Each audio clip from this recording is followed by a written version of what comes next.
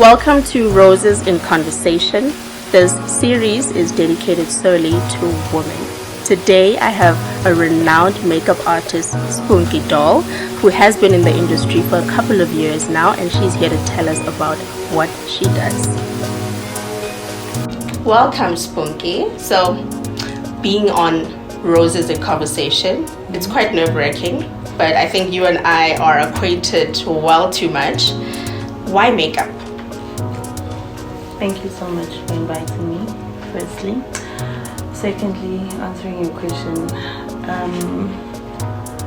I think it's something that I've discovered COVID time, that I'm actually good at it, and then I just went on with it. I love looking beautiful. I love seeing people looking beautiful, so makeup has always been something that I can't say it's something that I've always wanted to do, but I just love seeing people looking dolled up. And where does it start? Do you just wake up one day and say, I'm going to doll up my face? Or is it something you just started experimenting on other people's faces? Where does it start? It started on me, obviously. Like, I used to do a lot of makeup on myself. So, yeah. And then I saw that, you know what, if I practice more, I'm actually gonna do better, and I can do way better than what I was doing back then. So yeah, it started with me. Then I started buying a little bit there and there of, you know, mini kit, and then I started practicing with family and friends. Then yeah, it went on and on and on until where I am now. I mean, for a person who started around COVID time, it's been a short period of time, but I would have to say your skills are good. I mean, looking at how both our faces look, your head is amazing. So let's speak about, do you need or do you prefer, you know, a professional qualification in this industry, or do you feel that self-taught is actually working for some? To be quite honest with you, I feel both works. I'm a self-taught makeup artist. Started in COVID, like I said. So both ways it works. If you self-taught and you're very good and you're talented, I mean, it's something that you discover obviously as time goes by. Then you just pick more consistency. Also, it helps in terms of you having to get to where you're supposed to be. Of course. Yeah. But also, I would advise on going to school. I still want to go to school. To be quite honest with you, I want to train more. I want to study more, because there are some things that I feel when I'm doing other people's faces, because they're not the same, it's a bit of a challenge. So having to go to school, it really helps.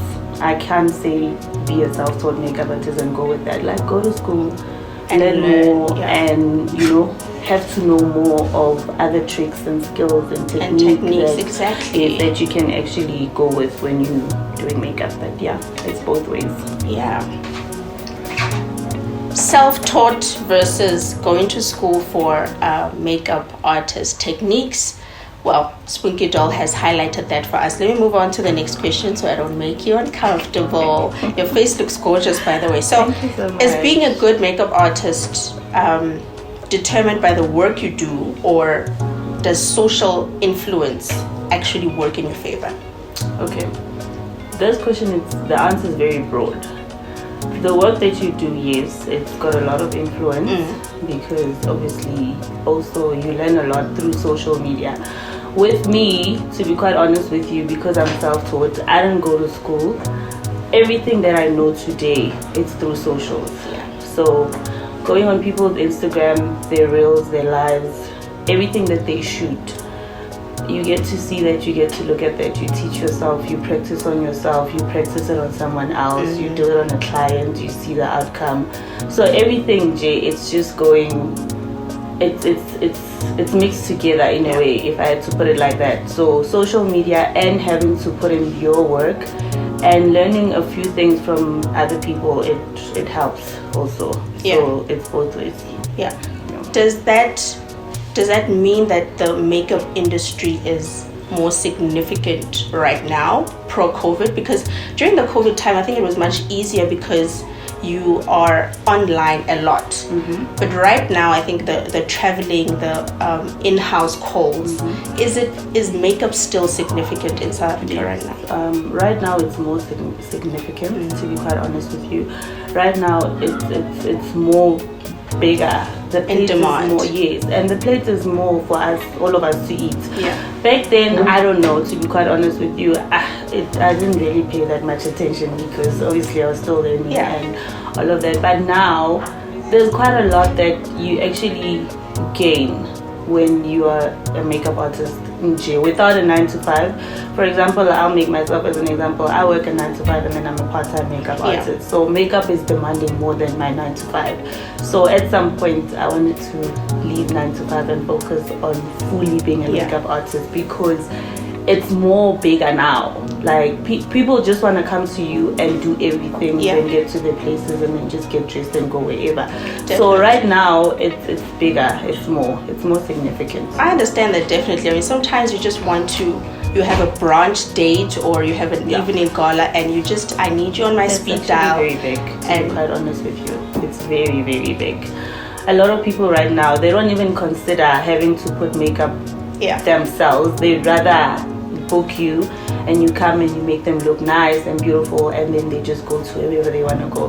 But yeah, it's really, even one-on-ones, it's no longer a bigger thing nowadays. People prefer to come and sit on that chair and look beautiful and look pretty and then just go wherever. Definitely, so, I prefer that to wake up in the morning and do a beat for myself when I know that you exist. Just makes my life so much easier, and because I can actually just send her a text at any time and say, are you available, and I'll come to you. It's fine. I think that's what makes it easier. So when she does my face, most of the time I speak a lot and I'm having a conversation, so I know that frustrates you a lot. But apart from what I do, just speak to us about the worst experience or what clients frustrate you the most with. What do we do? The talking, the moving around. And I know the eyebrow situation, she wants it to be still. What's the worst experience? Well, you don't listen. Clients don't listen. They've got bad attitude. They feel like just because you're rendering a service to them and then they feel entitled. So I think the worst experience is that for me, I've spoken about bad service the other day on my socials to say that, I don't like people that give bad service or that are rude or anything like that. But clients sometimes they feel very entitled because you are rendering a service. But you make it work because customer service is customer service at the end of the day. So I normally say it before I start. When I met you, I said it. Please don't talk when I'm doing. This is a very crucial part, which is brows. I need my brows to be in order and they need to be, of course, So I don't like it when people. You can start talking when I'm doing your face, when I'm doing any other thing, but when I'm doing your eyes, I really need you to be like still and not talk and let me do my job because I want a great outcome. So the worst experience is that clients don't listen. Guys, like. Also the just booking of I just want you now. Are you available? I was tomorrow? Just about to ask. So what do we do? What can we do better? Because sometimes I get invited to a last minute thing, and then the first thing I can think of is I can sort out my outfit, but can I get my makeup done? Is that a bad experience to have you on speed dial? It's not bad, but I feel like maybe to me, I build a relationship with my clients, so it will depend also if that day when you need me like urgently, then I'm available or anything like that. But also if I have a studio, it's much better. You can just pop in, if I'm not busy for that time or for that moment when you need me, then you can just squeeze in and then I can do your face. But sometimes it's good to book, secure your booking. Book. That sometimes there are events that you're going to be going to attend, and then you need to book on time so that you also give us time to also align our things in order and plan. Know that at this time it's this client, at this time it's Rose, at that time it's whoever. So I think those are the predicaments that we are facing as makeup artists. People just want us now, and then they just want to. You leave everything and you come in, you make me look pretty, and then as long as I'm paying you, especially. Yeah, as long as You I'm know. paying, I know that part.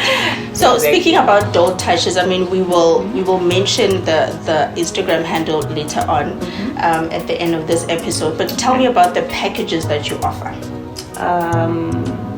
Okay, it's not a lot at the moment. Like I said, I want to go back to school so that I can have more services that I can give, you know. But for now, it's obviously the face beats and the one-on-one, and yeah, it's mostly that your bridal packages,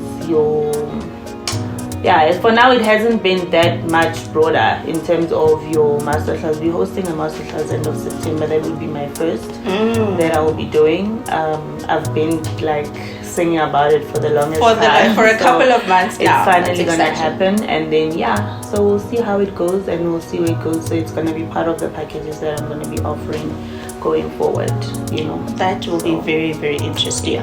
So Spunky Doll, and there's Doll Touches. Where to from here?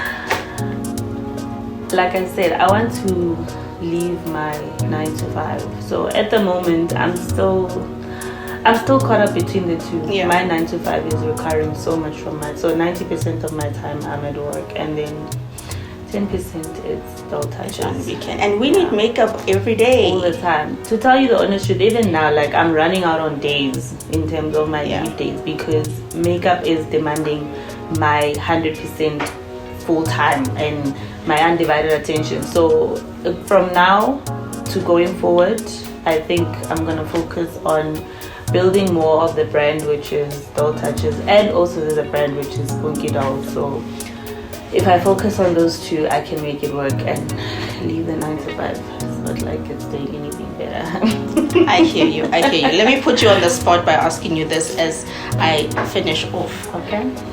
Do we do male makeup? I haven't done it. Do you want to? No. I feel like they're gonna look like women. So it's worth the experience. I once went into, just before we finish, let me share this experience. Yeah. The reason why I'm saying I don't want to, and I don't believe in doing that. Yeah. Once went into this other gig that I was working on, and then it was a wedding. I was doing the bridesmaids. The other makeup artist was doing the bride and the groom.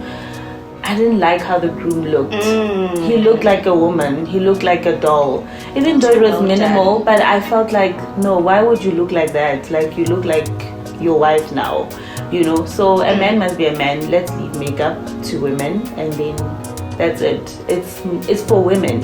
I don't think it's for men. Even though you can just say for camera purposes, let's put on powder or whatever. I don't do it. I don't even believe in putting makeup on them. All right. So thank you very much for joining us.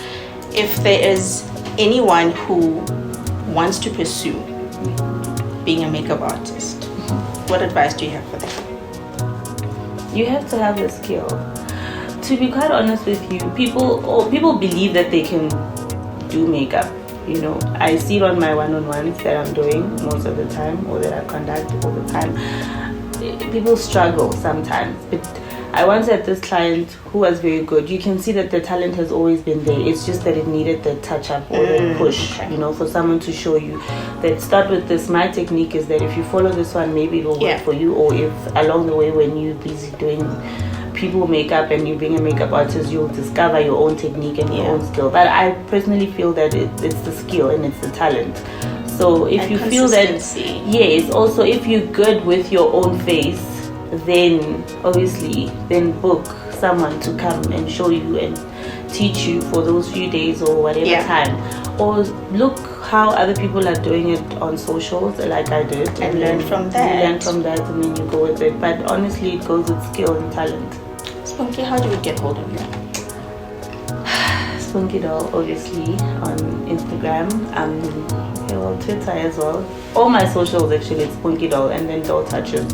It's my makeup page. Thank you so much for joining us. Thank you for doing my face, which I look gorgeous. As always, she never disappoints. And when she does the masterclass, I will surely communicate that with guys, you. Please support. The poster is gonna be out. Just check it out on Spunky Doll's page on Instagram. It's gonna be out, and then book your tickets, come, let's have fun and learn how to do your faces. Bare minimal, you know, your day-to-day, going to work, makeup, that's what we're going to be doing actually. Nothing hectic. We're not saying be a makeup artist. We're just saying come, learn how to do your face when you're going to work so that you look decent, you don't look plain. I hope I don't count in those people as well. I prefer your hands. Thank you so much for joining us. And if you need to get in touch with Spunky Doll, that's Spunky Doll on Instagram and Top Doll Touches on Instagram as well. Thank you.